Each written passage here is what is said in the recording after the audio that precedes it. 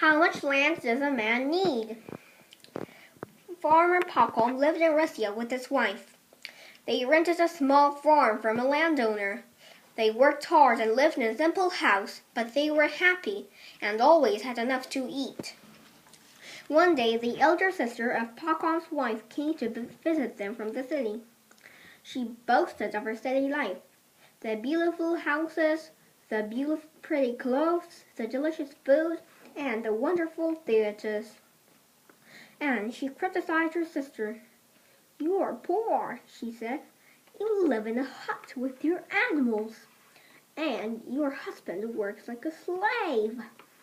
"Our life is good," said Popcorn's wife. "We're busy, but we're satisfied as we are, or we always have enough to eat." Popcorn agreed with his wife. "It's true," he thought. "We farmers work hard all our lives, but we always have enough food.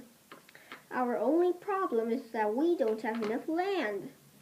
If I had more land, I would be perfectly satisfied." Later that year, Popcorn had a chance to buy some land. A local landowner was selling her property. Popcorn decided to buy as much land as he could. He sold one of his horses, and he borrowed money from his brother-in-law. Finally, he had enough money to buy 40 acres. 40 acres of land, his own land. Popcorn worked hard on his new farm. He grew more crops. He raised more cows. He earned more money. But after a few years, he began to think that his farm was too small. 40 acres was not enough for a good life, he thought. He needed more. One day, he met a man who was traveling through his village. The man told Popcorn that there was a lot of land for sale to the woods across the Volga River. It was excellent land, the man said. It was flat, fertile, and cheap. Popcorn immediately decided to sell his farm and move. "Why should we stay on this little piece of land?" he asked his wife.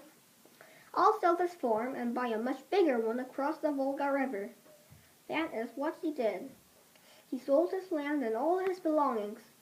In the spring, he moved his family west, where he bought 125 acres of good farmland.